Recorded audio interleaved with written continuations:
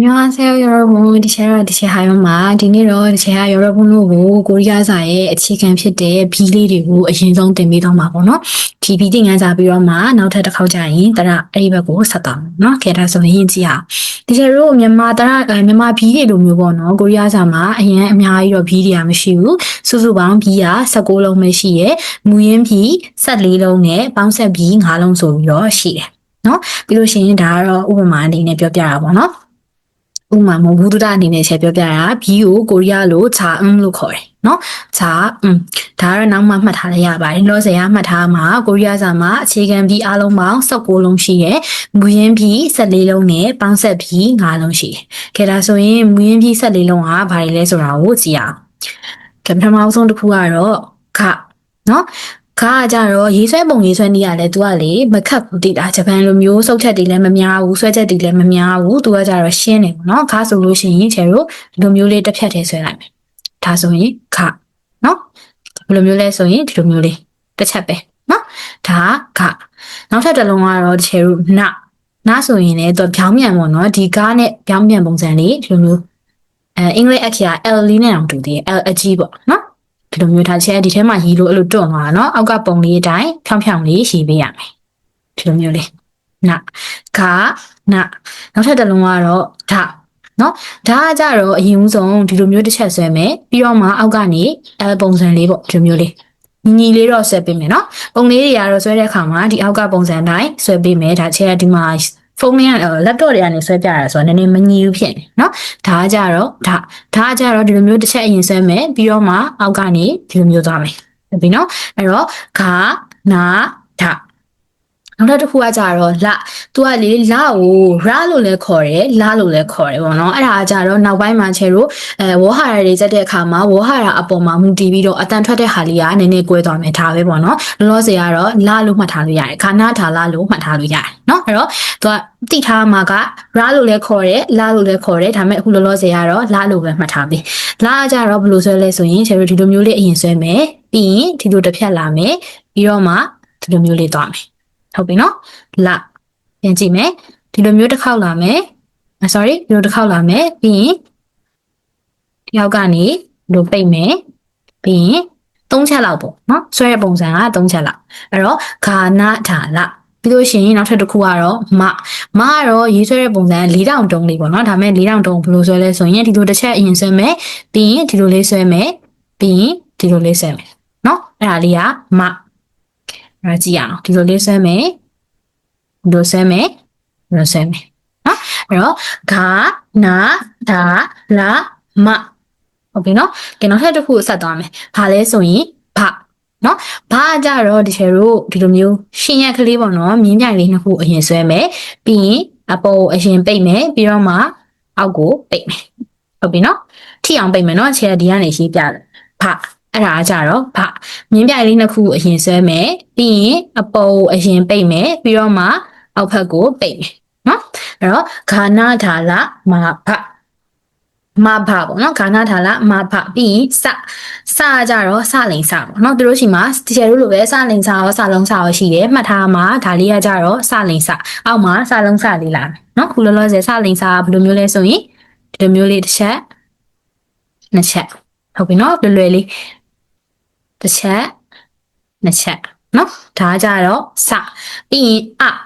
င်ကြတော့ဝလုံးပုံစံလေးပေါ့နော်ဒါမဲ့ तू ကဒီလိုမျိုးလေးအပေါ်ကနေ white မယ်ဝလုံးလိုမျိုးချေအောက်ကနေ white ဆွဲတာမဟုတ်ဘဲနဲ့ဒီလိုအပေါ်ကနေ white ပြီးဆွဲမယ်နော်ဒါချေကဒီထဲမှာရေးတော့၄တောင်ပုံစံဖြစ်တာအမှန်တကယ်ကဒီလို one white လေးနော်အဲ့တော့ဂါနာဒါလမဘာစနောက်ထပ်တစ်ခုကကြတော့ဂျနော်ဂျကြတော့ဒီလိုမျိုးဒီလိုတစ်ချက်ဆွဲမယ်ကောက်သွားနော်ထားလိုက်ဒီလိုတစ်ချက်ဆွဲမယ်ဒီလိုလေးဆွဲမယ်ဒါချဒီလိုဆွဲမယ်နော်ချကဲဒါနောက်ထပ်တစ်ခုကကြတော့ချပေါ့နော်ဒီလိုဂျားပုံစံလေးကိုပဲသူကကြတော့အပေါ်မှာဒီလိုအချက်ကလေးသေးသေးတစ်ခုပါမယ်ပြီးရင်ဂျားအတိုင်းပဲဆွဲရုံပဲနော်ဒါမဲ့ဒါလေးကကြတော့ချဟုတ်ပြီနော်အပေါ်မှာသေးသေးလေးတစ်ချက်ပါမယ်ပြီးရင်အောက်ဘက်ကချပုံစံလေးရေးမယ်ဒါကြတော့ချဂျားနဲ့ချကိုတော့မရောစေနဲ့နော်ကဲနောက်ထပ်တစ်ခုကကြတော့ခကြတော့ဒီချေတို့အင်္ဂလိပ်အခရာ F လေးကိုဖြောင်းမြန်လေးနော် သွားကြဘယ်လိုဆွဲလဲဆိုရင်ဒီလိုတစ်ချက်ဆွဲမယ်ခါလိုမျိုးလေးရင်ဆွဲမယ်ပြီးတော့မှဒီလိုမျိုးလေးတစ်ချက်ဟုတ်ပြီနော်အဲ့ဒါကြတော့ခဒီလိုတစ်ချက်ဆွဲမယ်ပြီးရင်ဒီလိုမျိုးလေးခဟုတ်ပြီနော်နောက်ထပ်တစ်ခုကကြတော့ထစင်လူပေါ့နော်မြန်မာလိုဆိုရင်တော့အဲ့ဒါကြတော့ကျတို့ဒီလိုဆွဲမယ်ပြီးရင်အောက်မှာအပြိုင်လေးတစ်ချောင်းထပ်ဆွဲမယ်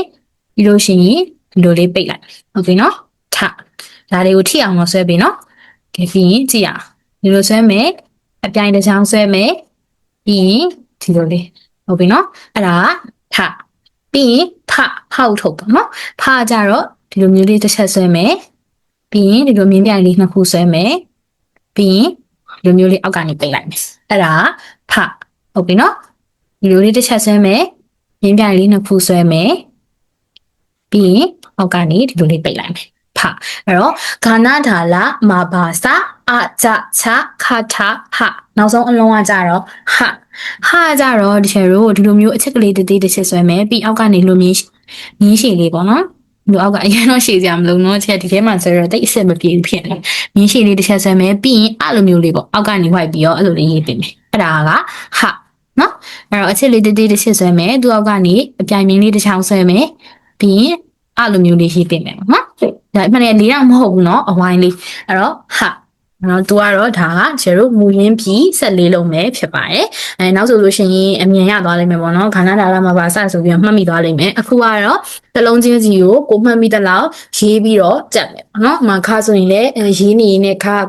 ဆိုပြီးတော့အဲ့လိုရေးပြီးတော့ကိုမှတ်မိတဲ့လောက်ထိရေးကြက်မယ်ပေါ့နော်အဲ့လိုရေးကြက်ထားတဲ့ဟာလေးကိုတော့တစ်ချက်ကိုအင်္ဂါလေးပြပေးပါနော်အင်္ဂါဘယ်လိုရေးကြက်ထားရဲဆိုတာလေးကိုရှယ်ကြည့်ကြတယ်လို့ပြီးရင်ရေးဆွဲထားတဲ့ဒီပေါ့နော်ဘီးပုံစံလေးတွေမှန်လားမမှန်လားဆိုတာလည်းကြည့်ကြတာမို့လို့အင်္ဂါထပ်ခိုင်းတာပေါ့နော်ကဲအဲ့ဒါဆိုရင်မူရင်းပြီး14လုံးကတော့ဂါနာဒါလာမာဘာစာအာဇာချခါထာဖဟာဖြစ်တယ်နော်ဒါတွေကိုကိုရီးယားလိုဘီကိုကိုရီးယားလိုကတော့ဇာလို့ခေါ်တယ်နော်ဒါတော့မူရင်းပြီး14လုံးပေါ့နော်ကဲဒါဆိုရင်အောက်မှာဆက်သွားအောင်အောက်မှာကျတော့ခြေလိုပေါင်းဆက်ပြီး9လုံးပေါ့နော်ဒီပေါင်းဆက်ပြီး9လုံးကကျတော့ဘာတွေလဲဆိုရင်ကာတာပါစာကြနော်ဒီမှာဆိုရင်ဆွမ်းနာစလိန်စာအခုကကြတော့စလုံးစာနော်ကဲဒီမှာကြည့်ကဆိုလို့ရှိရင်လေ तू ကဂလေးနှလုံးကိုပေါင်းရေးထားတာပေါ့နော်ဂလေးနှလုံးကိုပေါင်းရေးထားပုံနဲ့အရင်တော့မကြည့်ဘူးလိုမျိုးလေးဂအသေးလေးနှလုံးကိုပေါင်းရေးလိုက်ပြီးတော့ကလို့အတန်ထွက်တယ်နော်ကပြီးရင်တာကြတော့ချေလို့ဓာပေါ့နော်ပုံမှာသင်ခဲ့တဲ့ဓာနှလုံးကိုပေါင်းရေးထားတဲ့ပုံစံမျိုးနော်ဒါဆိုရင်ဒါလေးရတယ်ဒီနေရာမှာအခြေပြောချင်တာကဒီဒါချယ်ကြီးကမဆက်ဘူးဖြစ်အမှန်တကယ်ဒီလိုမျိုးဆက်လေးရေးပေးရမယ်เนาะတ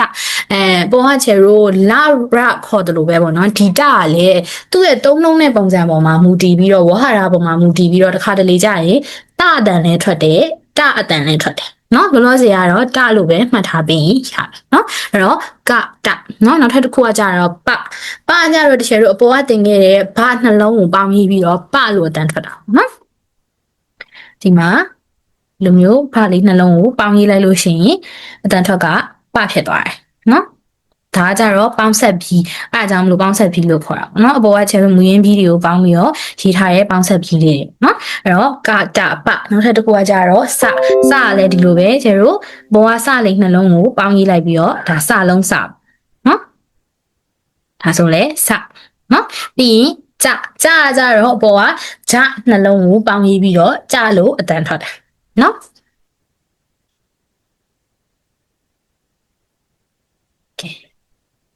ထဲမှာရေးပြရတာတိတ်တော့အဆင်မပြေနော်ကဲဒါဆိုရင်ပေါင်းဆက်ပြီး9လုံးကကာတာပါစာကြနော်အဲ့တော့ဒီချက်ကိုခြေကနာပြောသလိုမျိုးပဲမူရင်းပြည့်ဆက်4လုံးရောပေါင်းဆက်ပြီး9လုံးကိုကိုမှတ်မိသလောက်ရေးချက်မယ်ရေးထားတဲ့ဟာလေးတွေကိုချက်စစ်ပေးမယ်ပြီးလို့ရှိရင်အတန်ဖိုင်လေးပို့ပေးမယ်အခုတစ်ချက်ဖတ်ပြသွားသလိုမျိုးမူရင်းပြည့်ဆက်4လုံးပေါင်းဆက်ပြီး9လုံးစုစုပေါင်းကိုရီးယားပြည့်19လုံးကိုဂါနာဒါလာမာဘာစာအာကြချခါထာဖဟာပြီးကာတာပါစာကြဆိုပြီးတော့အတန်ဖိုင်လေးလည်းပို့ပေးမယ်နော်ဒါဆိုရင်ကျတို့ဒီနေ့ကတော့ဒါဘီးလေးတွေကိုအရင်ဆုံးတင်ပေးသွားတာနော်ဒီဘီးတွေရပြီဆိုလို့ရှိရင်အောက်မှာကျတို့တရတွေဆက်သွားမယ်နော်အဲ့လိုမျိုးဘီးနဲ့တရနဲ့ပေါင်းဆက်ပြီးထွက်တဲ့အတန်တွေကိုဆက်သွားလို့ရနော်ကဲအခုကကြတော့ဘာထပ်ပြီးပြောချင်တာလဲဆိုရင်ကျတို့မြန်မာမှာဆိုလို့ရှိရင်ဘီးပြင်ကျတို့ကာကြီးခကွေးလိုမျိုးအတူခေါ်တယ်လို့ပဲကခအဲ့လိုမျိုးခေါ်တယ်လို့ပဲတို့စီမှာလည်း ဒီပေါ့နော်ခါနာထာလာကိုအရှိခေါ်တဲ့ဟာရှိတယ်ပေါ့နော်ချေတို့ကခါကြီးခါခွေခါငယ်အဲ့လိုခေါ်ရမလားတို့စီမှာလည်းခါနာထာလာလို့ဆိုနေပေမဲ့ဒီ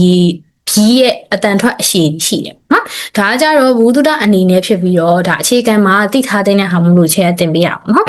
ကဲဒါဆိုရင်ဒါလေးတွေကလည်းမှတ်ထားချက်ထားမယ်တဲ့မှာပါတယ်ပေါ့နော်ခါအောင်ဆိုလို့ရှိရင်သူ့ရဲ့နာမည်အရှိကောက်ကဂီယော့နော်ဂီယော့လို့ခေါ်တယ်ပြီးရင်နာဆိုလို့ရှိရင်နီအွန်နီအွန်ပြီးရင်ဒါဆိုလို့ရှိရင်ဒီကလာဆိုလို့ရှိရင်ရီပြီးပြောမယ်ချေဒီမှာလေချေကလေဖတ်ရတာဟိုဟာဖြစ်အောင်လို့မြန်မာလူတွေရေးထားပေမဲ့အတန်ထွက်တဲ့အခါမှာဒီမြန်မာလူတွေကိုလုံးဝမကြည့်ပါနဲ့เนาะနောက်ပိုင်းဗမာပဲဖြစ်ပေါ့เนาะဒီအတန်ထွက်တဲ့အခါမှာကိုရီးယားလူရေးထားရင်ကိုရီးယားအတန်ထွက်လိုက်မယ်ထွက်ပေးပါမြန်မာလူအတန်ထွက်လုံးဝရေးပြီးတော့မှတ်ပါနဲ့မဟုတ်လို့ရှိရင်ကိုရီးယားအတန်ထွက်မရဘဲနေပေါ့เนาะမြန်မာအတန်ထွက်ကြီးပဲဖြစ်နေမှာဆိုလို့ဒါချေကတော့ textbook ထဲမှာဖတ်ရလွယ်အောင်လုပ်ပြထားပြီးရေးပြထားပေးရပါเนาะဒါပေမဲ့အတန်ထွက်တဲ့အခါမှာတက်တိုင်သလောက်ဒီမြန်မာလူမကြည့်ဘဲနဲ့ကိုရီးယားရေးထားတဲ့အတိုင်းကိုရီးယားတန်ထွက်လေးပဲထွက်ပေးပါနော်အဲ့တော့ခါဆိုလို့ရှိရင်ဂီယော့နာဆိုလို့ရှိရင်နီအွန်ဒါဆိုရင်ဒီကဒါဆိုရင်ဒီမဆိုရင်မီဘာဆိုလို့ရှိရင်ဘီ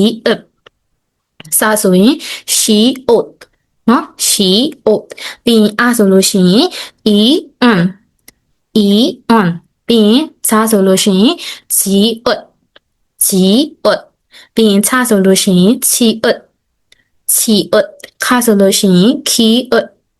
ပြီးလို့ရှိရင်ထဆိုလို့ရှိရင်ထီအတ်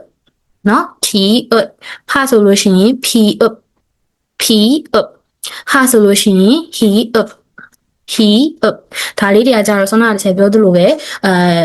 ဘယ်လိုပြောမလဲဘူးတုဒအနေနဲ့ရောကိုကဒါအတန်ထွက်ကိုရီးယားစာကိုသင်ပြီဆိုတော့သူနဲ့ပတ်သက်တဲ့အကြောင်းအရာတွေကိုအသေးစိတ်သိထားတင်တာမို့လို့သူတို့ရဲ့အတန်ထွက်အရှိကောက်တွေကဘယ်လိုရှိရဲဆိုတာကိုတစ်ချက်ကပြောပြပေးထားပါတော့ဒါကတော့မူရင်းပြည့်ဆက်လေးလုံးရဲ့အတန်ထွက်အရှိကောက်ပေါ့နော်အောက်မှာကျတော့ပေါင်းဆက်ပြီး၅လုံးနဲ့ဒီလိုပဲသူ့ရဲ့အတန်ထွက်အရှိကောက်တွေရှိရဲခြေတို့ကတာပါစာကြလို့ခေါ်ပေမဲ့အတန်ထွက်အရှိကောက်ကဘာတွေလဲဆိုလို့ရှိရင်ကဆိုလို့ရှိရင်စန်ဂီယော့နော်စန်ဂီယော့တာဆိုလို့ရှိရင်စန်ဒီကပါဆိုလို့ရှိရင်စန်ဘီအတ်စဆိုလို့ရှိရင်စန်ရှီအတ်ကြဆိုလို့ရှိရင်စန်ဂျီအတ်ဟုတ်ပြီနော်ဒါလေးတွေကိုလည်းကိုကဖတ်ကြည့်ပြီးတော့အခြေကိုအတန်ဖိုင်လေးပို့ပေးမယ်အဲ့ဒါမှအတန်ထွက်လေးမှန်ကိုဒီချိန်ကပြင်ပေးလို့ရမှာပေါ့နော်ဒီအခုတင်ပေးလိုက်တဲ့ဒီဟာကြတော့ကြက်ရမယ်ဆိုတာထဲမှတ်ထားရမှာပေါ့နော်အခါအုပ်ဆိုရင်အရှိကောက်ကဘယ်လိုခေါ်ရဲနောက်အုပ်ဆိုရင်အရှိကောက်ကဘယ်လိုခေါ်ရဲဆိုတာလေးတွေကိုမှတ်ထားရမှာအဓိကကြက်ရမှာတော့အရင်ဆုံးကဒီဘီ16လုံးကိုရအောင်ကြက်ရမယ်နော်ဘီ16လုံးညပြီဆိုတော့မှဆန္ဒတစ်ချိန်ပြောသလိုပဲတရတို့နော်အသက်တန်လေးပြီးဘီနဲ့တရနဲ့ပေါင်းဆက်ပြီးတော့ထွက်တဲ့အတန်လေးမှာသွားလို့ရမယ်နော်အဲ့တော့အင်စာမှတ်မိရနော်အရင်ဆုံးဘီတွေကိုရေးတက်ထားတဲ့ဟာလေးကိုတစ်ချက်ကိုအတန်ဖိုင်လေးပို့မယ်ရေးထားတဲ့အင်စာလေးတွေလည်းပြမယ်နော်ဒီဟာကတော့ဒီဘောကဟာတွေရပြီဆိုတော့မှဒီသူတို့ရဲ့နာမည်ရှေ့ကောက်တွေကိုဘယ်လိုခေါ်လဲဆိုတာလေးတွေကိုအတန်ဖိုင်လေးပို့ပေးမယ်နော်မရှင်းတာသိချင်တာရှိနေတစ်ချက်ကိုမေးလို့ရတယ်နော်ဒါဆိုရင်တော့ဒီနေ့ကတော့ဒီလောက်ပါပဲ